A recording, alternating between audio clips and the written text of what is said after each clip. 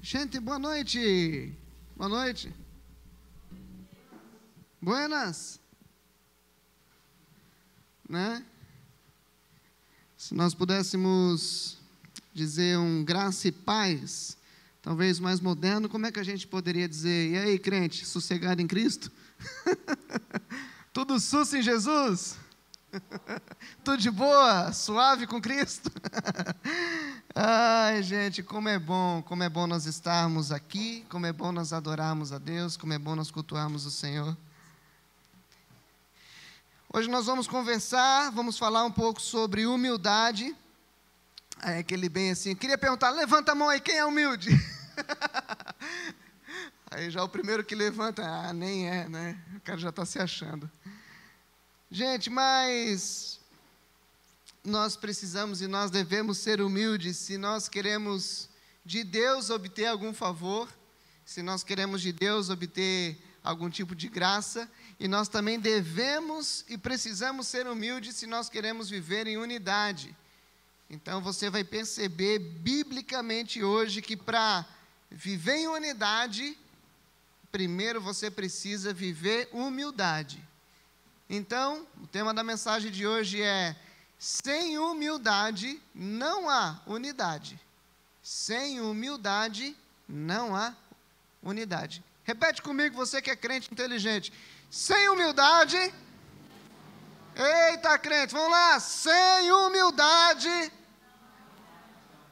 Ficou melhor. De novo agora, como gente bonita com sorriso no rosto, que a máscara não mostra. Vai lá. Sem humildade não há unidade. Isso aí. Então abre a sua Bíblia comigo. Filipenses capítulo 2. Quando nós falamos de humildade, esse texto ele não pode deixar de ser citado. É um texto que reflete a humilhação, e você vai entender que humilhação e humildade estão interligados. Esse texto de Filipenses capítulo 2, que retrata a humilhação de Cristo, é o texto que nos motiva, talvez de maneira mais clara nas Escrituras, a viver de maneira humilde. Eu gostaria de ler com você nesse momento Filipenses capítulo 2, a partir do versículo número 1. Na NVI, Nova Versão Internacional, diz assim: se por estarmos em Cristo nós temos alguma motivação, alguma exortação de amor, alguma comunhão no Espírito, alguma profunda afeição e compaixão, completem a minha alegria, tendo o mesmo modo de pensar, o mesmo amor, um só Espírito e uma só atitude. Nada façam por ambição egoísta ou por vaidade, mas humildemente considerem os outros superiores a si mesmos. Humildemente considerem os outros superiores a si mesmos. Cada um cuide não somente dos seus interesses, mas também dos interesses dos outros. Seja a atitude de vocês a mesma de Cristo Jesus, que, embora sendo Deus, não considerou que o ser igual a Deus era algo a que devia apegar-se, mas esvaziou-se a si mesmo, vindo a ser servo, tornando-se semelhante aos homens, e sendo encontrado em forma humana, humilhou-se a si mesmo, e foi obediente até a morte, e morte de cruz. Até aqui. Quando nós estamos diante de um texto como esse, nós devemos nos portar diante da própria Escritura com muito temor, muita reverência. É o texto que fala a respeito da humilhação de Cristo. É o texto que fala da onde Jesus estava na glória com o Pai. É o texto que revela, junto com Colossenses capítulo 1 e João capítulo 1, a majestade e a glória de Cristo, e retrata aquilo que acontece com a pessoa do Verbo encarnado. Jesus, quando assume uma natureza humana, ele é humilhado. E essa fase é chamada de fase de humilhação de Cristo. Aqueles que estudaram Cristologia agora já estão bem familiarizados com o texto e com os termos. Mas para nós simplificarmos, esse texto retrata o exemplo que Jesus dá, não somente morrendo por nós na cruz do Calvário, mas o exemplo que Jesus dá se fazendo homem. E como homem assumindo a forma de servo. E como servo tornando-se um servo sofredor e obediente. E através da obediência indo até a morte e morte de cruz. Nós percebemos que esse processo de humilhação estava ligado à obediência que Jesus tinha a Deus. Jesus obedecendo a voz do Pai. Aí você lembra comigo: Pai, se possível, afasta de mim esse cálice, mas contudo, faz a tua vontade, cumpre em mim o teu querer. Esse texto ele retrata que a partir do momento que Jesus, no tempo, sai da eternidade, entra no tempo, e no tempo inicia sua jornada como homem, obedecendo a Deus. Quanto mais o tempo progride no Cronos, quanto mais o tempo passa, mais Jesus é humilhado. Então nós podemos dizer, quando nós falamos a partir da esfera do tempo, que quanto mais Jesus obedece a Deus, não que ele não obedecia antes, mas quanto mais o tempo passa e mais atitudes ele faz de obediência ao Pai, mais humilhado ele é. Muitas vezes nós associamos a obediência a Deus com exaltação e não com humilhação. Mas já de cara o que esse texto nos mostra é uma vida de obediência a Deus.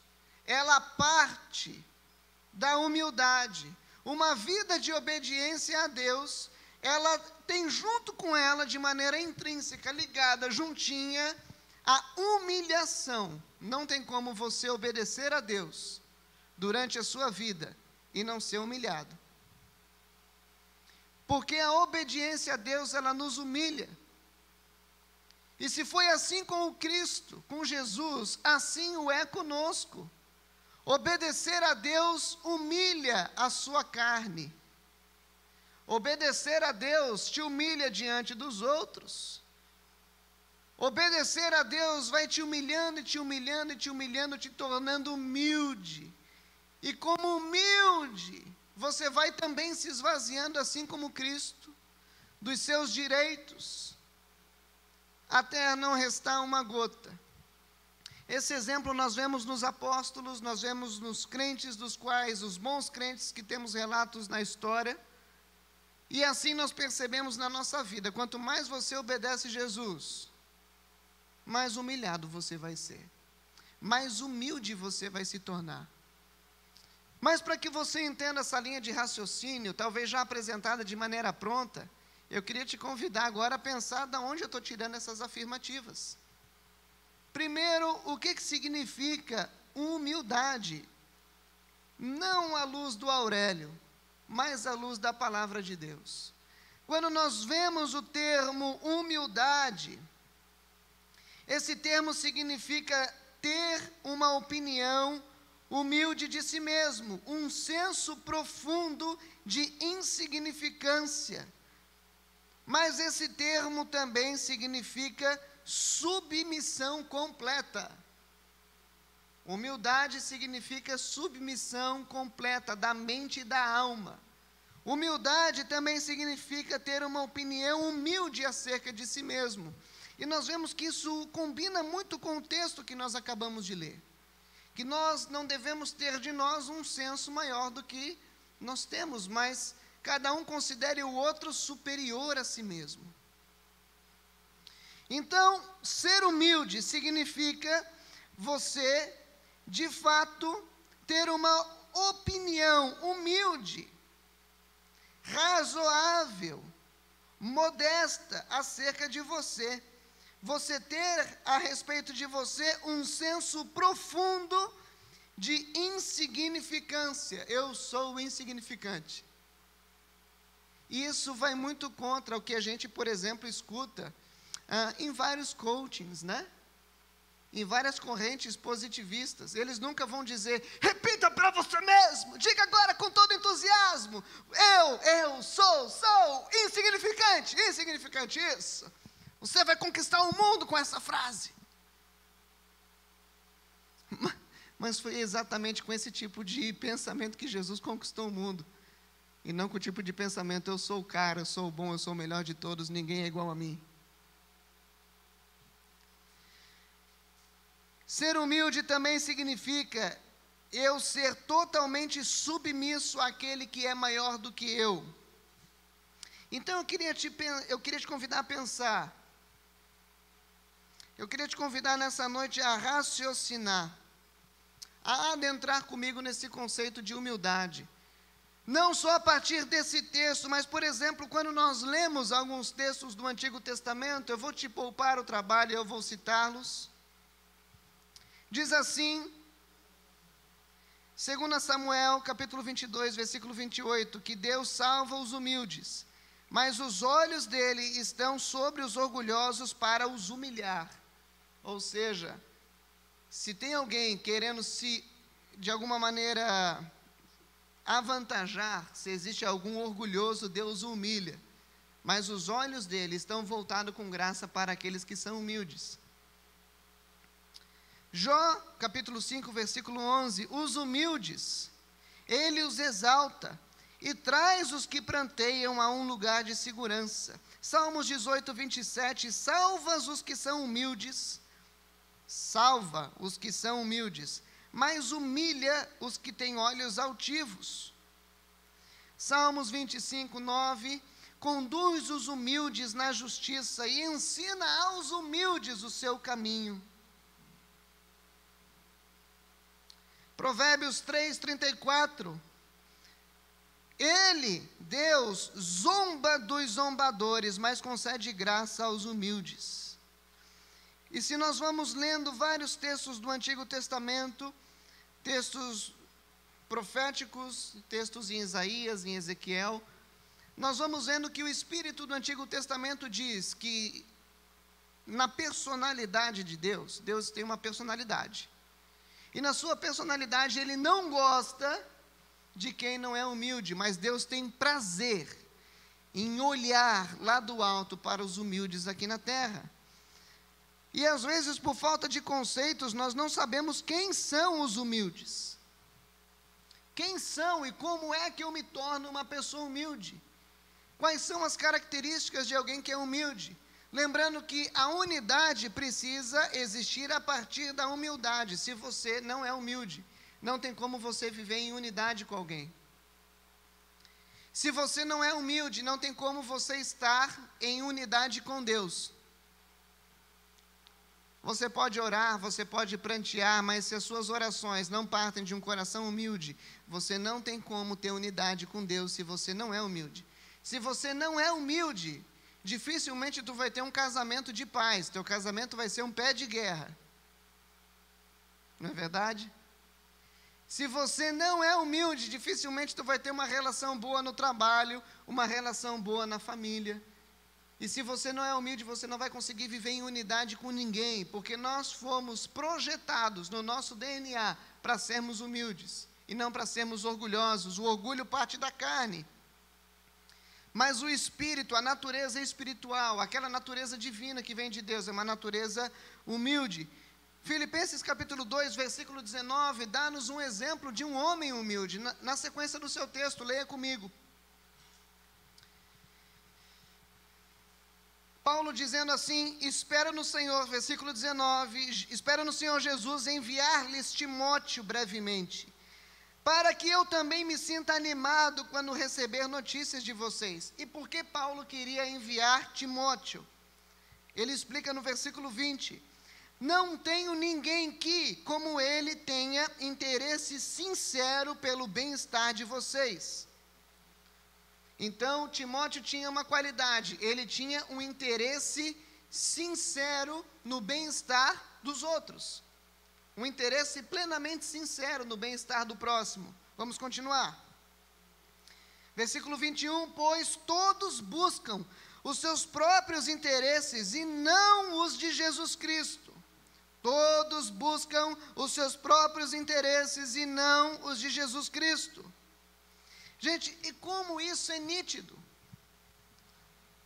Nós podemos orar buscando os nossos próprios interesses. E qual é o problema disso? Eu vou te citar 2.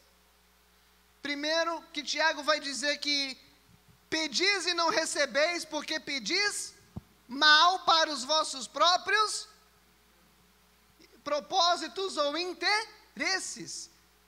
Se você pede para os seus próprios interesses, você não recebe. Você pode receber da vida, mas isso tem um custo alto. Muito provavelmente não vem de Deus. Muitas pessoas enriquecem e colocam a sua riqueza às custas de Deus. Mas uma riqueza que vem de Deus, ela não vem com peso. Ela não vem com um fardo pesado, ela vem com um fardo leve. Uma prosperidade que vem de Deus, ela não vem pesada, ela vem leve. Pedis e não recebeis, porque pedis mal para os vossos próprios interesses. Então, quem pede, mesmo orando, com o coração orgulhoso, visando o seu interesse, primeiro que já não recebe. Segundo, não foi a maneira que Jesus nos ensinou a orar. Jesus, ao nos ensinar a orar, ele fala: Pai nosso que estás no céu, santificado seja o teu nome, venha a nós o vosso reino, seja feita a tua vontade, não é a minha. Deus, eu quero fazer a tua vontade. E como as pessoas se iludem, elas vão na presença de Deus para buscar interesse pessoal, não para se humilhar. Elas vão na presença de Deus para buscar interesse pessoal. Eu não estou dizendo, Senhor, aqui estão as minhas fragilidades, aqui estão as minhas fraquezas. Deus, o Senhor sabe do que eu preciso antes que isso me chegue à língua. Cuida de mim, Pai. Dá o pão de cada dia, Senhor. Eu te sou grato porque o Senhor até aqui tem me sustentado. Isso é uma oração, queridos, extremamente saudável, sincera e que certamente agrada o coração de Deus. Totalmente diferente de Deus, aqui está tudo o que o Senhor tem que fazer. E aí você apresenta o checklist para o Senhor. Essa é a minha vontade, Senhor. Cumpre ela, senão eu não gosto mais de Ti.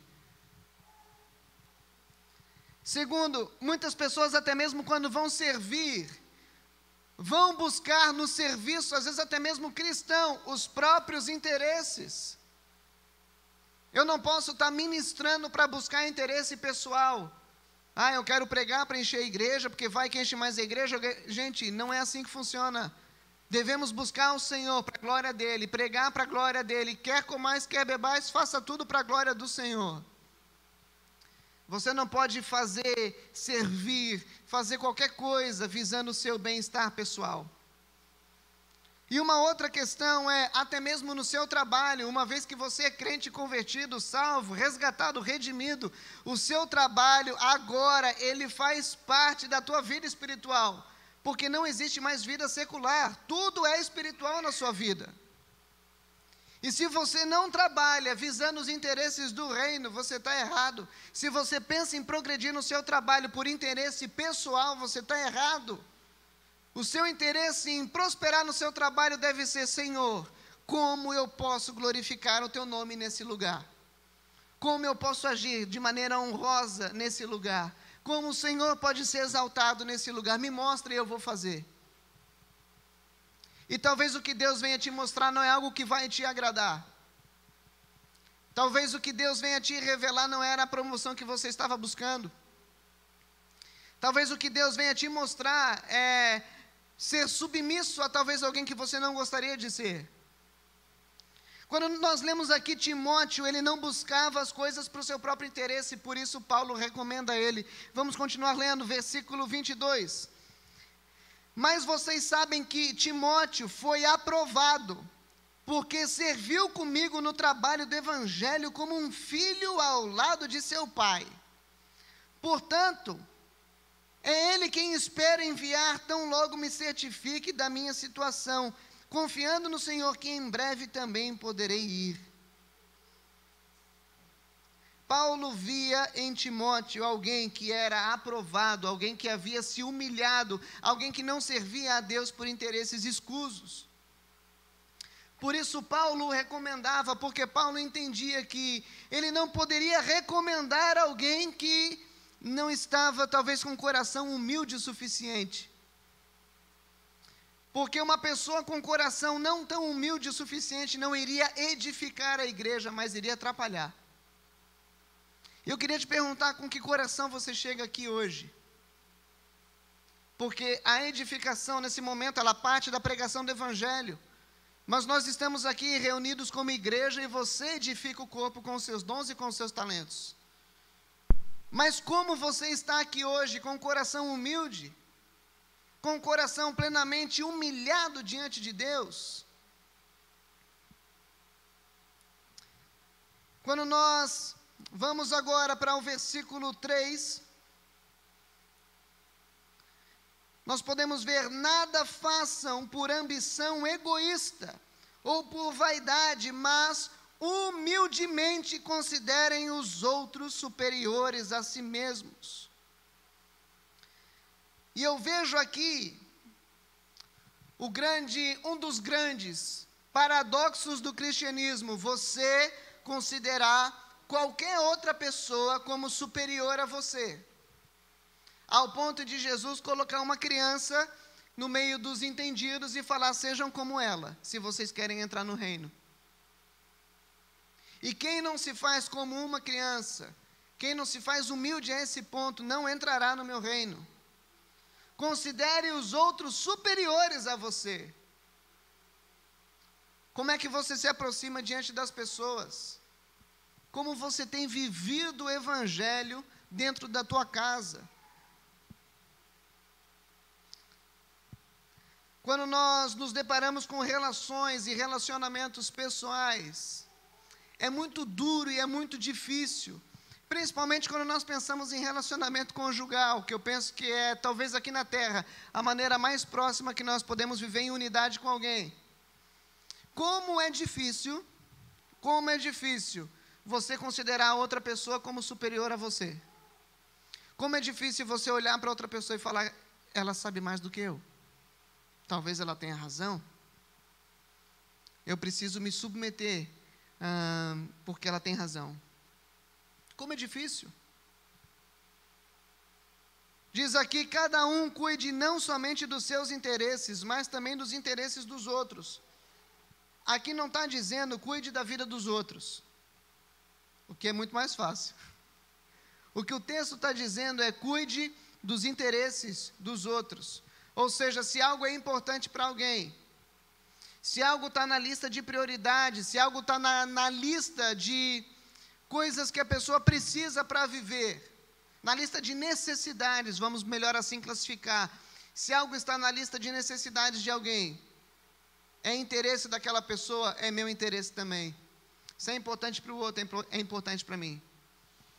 Puxa vida, mas se eu ajudar o outro, o meu desejo vai ter que ficar em segundo plano. Talvez tenha que ficar em segundo plano, talvez ele tenha que ser até abortar o teu desejo. Mas cuide dos interesses dos outros. Se é necessário para o outro, é necessário para você também. Essa é a medida do Evangelho. E aí eu fico pensando: será que todas as pessoas que aceitam a Jesus, ou que decidem fazer parte de uma igreja, estão preparadas para serem igrejas? Porque uma coisa é você frequentar a igreja, você ser simpatizante do Evangelho. Outra coisa é você ser membro, ser parte daquele corpo. Porque quando você se envolve de maneira espiritual com as pessoas, e você firma diante de Deus um vínculo espiritual com alguém e fala: cara, eu sou igreja contigo, menina, eu sou igreja com você. A necessidade daquela pessoa passa a ser tua necessidade também. E se você não vê dessa maneira, certamente você não está bem na fita com Deus. Esse é um dos fardos de ser igreja. E quando nós vemos em Atos, eles consideravam os interesses dos outros, ao ponto de todos venderem tudo que tinha, para que não houvesse necessidade entre ninguém. Eu creio que nós não estamos vivendo dias que nos levem a esse ponto. Esse não é o nosso contexto. Mas, se o contexto econômico, cultural, se o contexto que nós vivemos piorar um pouquinho mais, Você estaria disposto a abrir mão do seu carro, abrir mão da sua casa, abrir mão das suas posses, para que não haja necessidade entre ninguém e todos tenham tudo suprido? Se você não está disposto a abrir mão, é porque você não considera o outro como você, porque você simplesmente não ama o outro como você. A sua necessidade continua acima da necessidade do outro. Ah, mas eu trabalhei muito para isso. Sim, isso não entra no mérito. A questão é, não interessa você, importa o outro, e ele é superior a você. Olha a necessidade dele. Por isso que quando nós vemos aqui, isso às vezes até soa como injusto. E por isso que ser humilde está ligado a ser humilhado. Ser humilde está ligado a ser humilhado. E ser humilhado tem muito a ver com você ser desprezado e tem muito a ver com você abrir mão de direitos. Por exemplo, ser humilhado tem a ver com abrir mão de direitos. E ser humilhado tem a ver com humildade. Ou seja, a humildade tem a ver com abrir mão de direitos. Um exemplo bem prático. Você tem direito à herança na sua família, está dando um monte de confusão. O que um crente faz? Abre mão. Ah, mas isso não é justo. Eu estou abrindo mão do meu direito. O direito é justo. Mas o Senhor cuida de mim. É louco isso? Faz sentido? Não faz? Isso é humano? Não é. Isso é racional? Não é. Um advogado vai te dar esse conselho? Jamais. Quer ver outro exemplo? Esse da herança talvez tenha pegado forte já, né? Abrir mão de direitos. Você talvez tenha direito de ser promovido no seu trabalho, mas quem sabe você está percebendo que você já está numa boa condição e o seu colega, que é o segundo da fila, não está tão bem assim, precisa de mais grana do que você e também é bom. E quem sabe você chega para o seu chefe e fala, fulano, e aí você quer vaga? Então, o cara ali está precisando mais. Pode passar ele na frente, não tem problema. É humano isso? Não é humano isso. É natural isso? Não é natural isso. Talvez você perca o seu emprego e o cara fique lá ganhando bem. São coisas que parecem ilógicas e parecem irracionais, mas quando nós vemos a atitude de Cristo, esses dois exemplos que eu acabei de dar são bem pequenos perto de tudo que ele fez. E eu queria ver com você, agora essa questão da humilhação de Cristo, ele foi humilhado. Leia comigo a partir do verso 5, do versículo 5, para você entender que esses dois exemplos, perto do que Jesus fez, não são nada. Seja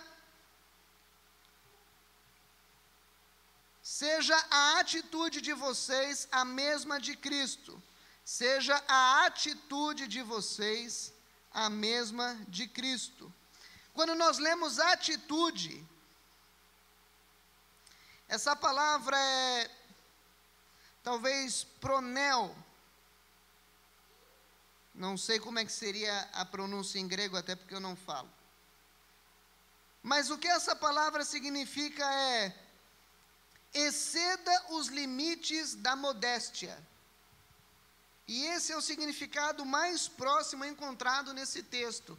Exceda os limites de ser bonzinho e de talvez no português nós poderíamos dizer exceda os limites de ser trouxa.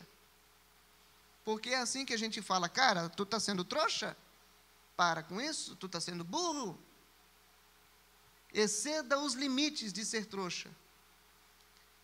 Mas, biblicamente falando, exceda os limites da modéstia. Exceda, passa. Tem essa mesma atitude que Jesus teve de exceder todos os limites, do que era razoável, do que era racional. Jesus passou de todos os limites do que é racional por amor a nós. Diz o versículo 6, embora sendo Deus, versículo 6, não considerou que o ser igual a Deus era algo a que ele devia se apegar. Eu queria te convidar a pensar comigo, ao que você é apegado? Ao que você é apegado? A grana? Sua casa? seu título. Talvez para os mais antigos o teu sobrenome. Eu tenho um nome a zelar. Ao que você é apegado. Jesus é Deus. E na eternidade nós podemos dizer, Jesus era Deus lá com o Pai. E Ele não se apegou nesse fato. Ele se humilha e se faz homem. Aí tu deve pensar, mas isso aí é fácil, querido, todo homem quer ser Deus. Mas se tu fosse Deus, eu queria ver se tu ia querer ser homem. Todo homem tem um senso de querer ser Deus, por isso que a gente gosta de Avengers. Nós temos esse sentimento em nós de sermos super-heróis, sermos poderosos. Mas e se você de fato tivesse poderes, você iria abrir mão deles? Se você tivesse condições de fazer o que você quisesse, você iria abrir mão dessas possibilidades na sua vida? Jesus não tinha necessidade de sentir dor de cabeça, dor de barriga, de apanhar. De tudo que é da natureza humana, ele não tinha necessidade de passar por nada disso. Não lhe era necessário, ele era Deus. Mas ele abre mão de sua glória, né? Ele abre mão da glória dele e se faz homem, já começa aí. Ele não se apega ao fato de ser Deus. Ou seja, o exemplo que Paulo dá, já tira de nós tudo aquilo que nós poderíamos usar como contra-argumentação com o Senhor. Tu consegue imaginar agora você orando, poxa Deus, aquela casa velha da minha mãe é minha por direito. Ele vai olhar, você não está entendendo o que eu fiz, né? Você está de brincadeira comigo. Parece louco isso. Mas é por aí a situação. A oração correta é, Deus, eu de fato queria muito a casa. Seja feita a tua vontade. Eu entrego ela, e se for para causar confusão, que não seja o crente causando, e que seja o crente o trouxa da história. Se me pedirem a casa, eu dou até o carro. Porque se pede a túnica, eu dou a capa. E se me der um tapa na cara, eu dou o outro lado ainda. Porque eu sou muito trouxa. Eu aprendi a exceder a modéstia. Só que tu não faz isso de maneira irracional.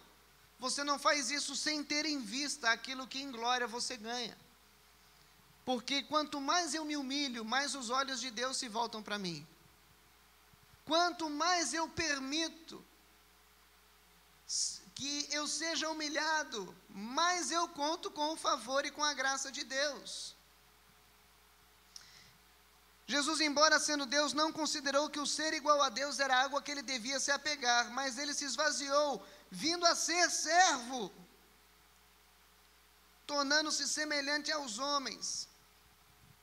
Essa palavra servo tem a ver com alguém que sofre, um servo, alguém que paga o preço, alguém que assume a bronca pelos outros. Você já imaginou você se fazer servo? Se tornar, talvez, escravo? Meu Deus, que palavra forte. Nós temos na história da igreja a história dos morávios, pessoas livres, que se tornaram de livre e espontânea vontade em homens de posses, mulheres que viviam muito bem com seus maridos, se tornaram escravos para alcançar pessoas. Eles se venderam para alcançar pessoas. Abriram mão do direito da liberdade. Porque a única maneira de alcançar as pessoas de uma ilha era se eles fossem escravos. Jesus se faz servo. Diz no versículo 7, mas esvaziou-se a si mesmo, vindo a ser servo, tornando-se semelhante aos homens, e sendo encontrado em forma humana, humilhou-se. Humilhou-se a si mesmo, e foi obediente até a morte. Aqui nós temos algumas palavras, e com ela nós podemos fechar o pensamento de hoje. Nós temos a palavra morte, obediência e humilhação. Porque a obediência a Deus nos conduz a um processo de humilhação. E esse processo de humilhação, o fim dele é a morte. O fim deste processo de humilhação é a morte.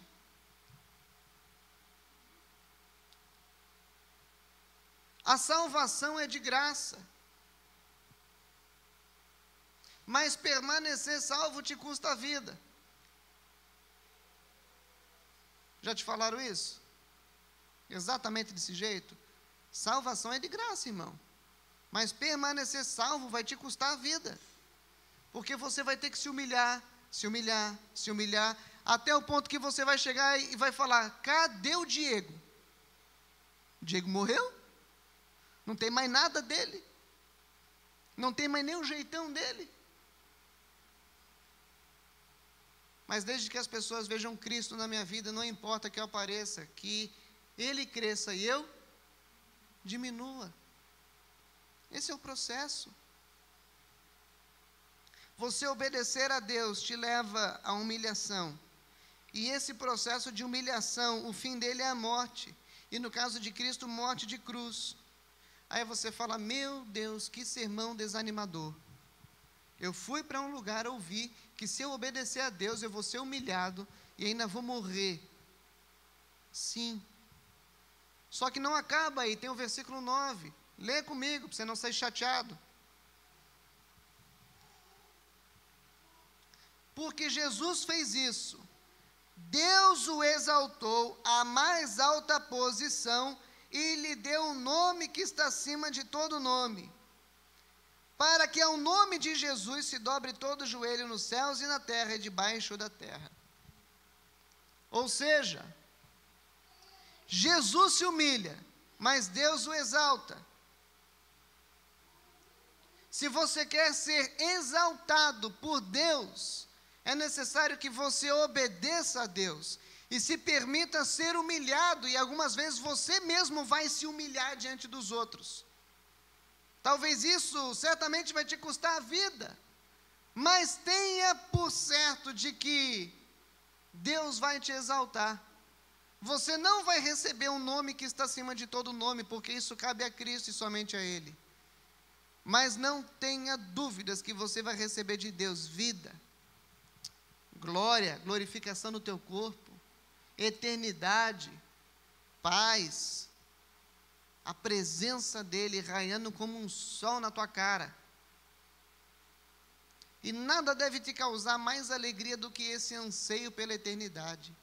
Nada deve te causar mais espanto, euforia, ansiedade. Eu estou ansioso para viver a eternidade com o Senhor. Só que para você viver tudo isso, para que Deus te exalte até essa posição da glorificação do corpo, é necessário que você obedeça, é necessário que você se permita ser humilhado, seja humilde. E ser humilde é isso, se permitir ser humilhado. Considere os outros superior a você e obedeça até a morte, até o fim, até que não reste mais uma gota, até que todo o suor tenha ido, até que as forças tenham sido embora. Sirva as pessoas. Sem humildade não há unidade. E aí eu queria retornar ao início e no início fechar. Porque se você não obedecer, se você não se permitir ser humilhado, e se você não levar isso até o final, que é até a morte, você não vai ser um com o Pai, você não vai ser um com a igreja, você não vai ser um nem dentro do teu casamento, porque só existe unidade onde existe humildade. E por que só existe unidade onde há humildade? Porque a unidade perfeita não é algo humano. A unidade perfeita reflete a natureza divina, onde não há egoísmo algum, onde 3 pessoas convivem em plena harmonia, sendo um só ser, a Trindade. Unidade não é humano, unidade é divino. Por isso que não dá para ser uma unidade tentando viver isso de uma perspectiva humana. Você só consegue de fato viver unidade aprendendo com o céu como é que se vive unidade. E o texto bíblico nos diz, através da humildade, que não haja espaço para orgulho no nosso meio, que não haja espaço para soberba, para alguém querer se crescer mais que o outro. Isso não existe. Que não haja espaço para orgulho no teu casamento, na tua família, na tua relação com os teus irmãos. Às vezes naquelas pessoas que você quer tanto evangelizar e alcançar com a graça, você é muito chato, porque você quer ter razão sempre. Você não precisa ter razão, porque você já sabe que Deus tem razão em tudo. Então tu não tem que ficar, Deus não precisa de defensor, gente. Se permita ser humilhado, seja humilde. Não se apegue a nada. Não troque a tua eternidade, não troque a vida que Deus tem para ti aqui na terra por um prato de lentilha. Não vale a pena.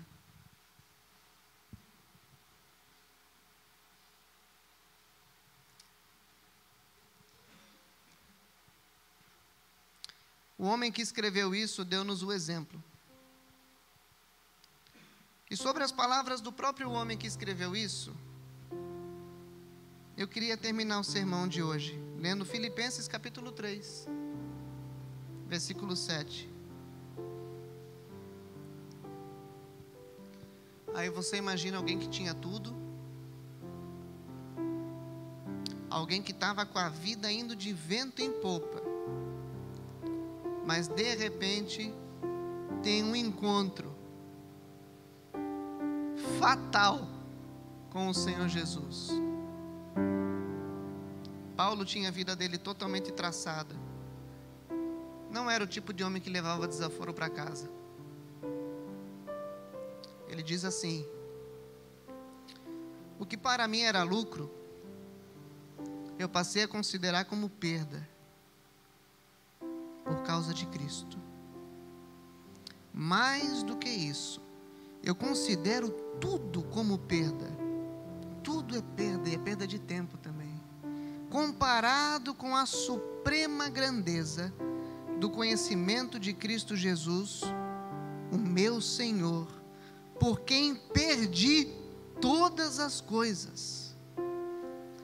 Eu as considero como esterco para poder ganhar a Cristo e ser encontrado nele, não tendo a minha própria justiça que procede da lei, mas a que vem mediante a fé em Cristo, a justiça que procede de Deus e se baseia na fé. Quero conhecer Cristo, o poder da sua ressurreição, a participação nos seus sofrimentos, tornando-me como Ele em sua morte, para de alguma forma alcançar a ressurreição dentre os mortos. Não que eu já tenha obtido tudo isso, ou que eu já tenha sido aperfeiçoado, mas eu prossigo, eu estou tentando, porque para isso eu fui alcançado por Jesus. Irmãos, eu não penso que eu mesmo já tenho alcançado tudo isso que eu falei, mas uma coisa eu estou fazendo, e sou sincero: esquecendo-me das coisas que ficaram para trás, eu avanço com tudo para as que estão diante de mim. Prossigo para o alvo a fim de ganhar o prêmio do chamado celestial de Deus em Cristo Jesus. Até aqui.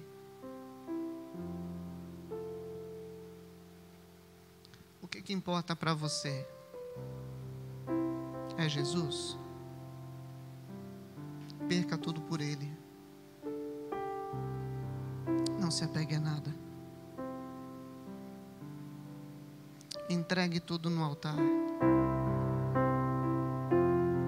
Se existe algo que você está retendo, que é teu, entrega no altar.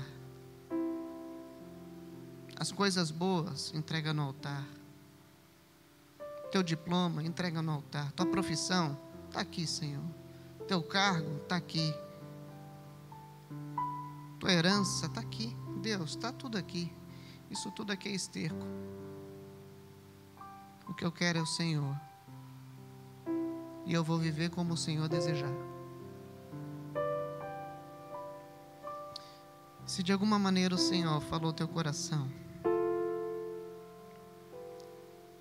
coloque-se de pé. Se você percebe que é necessário ser humilhado, ser humilde, e você não tem vivido isso, você quer ter razão, coloque-se de pé. Se você tem medo de perder as coisas desse mundo, mas entende que esse mundo é passageiro, e o Espírito Santo nesse momento grita no teu coração, coloque-se de pé. Só fica de pé aqueles que de fato entendem que precisam dar um passo em direção à humildade. E que humildade começa na obediência, que conduz à humilhação, que conduz à morte, que conduz a Cristo. De pé, fale com o Senhor. Apresente a Ele tudo o que você deseja.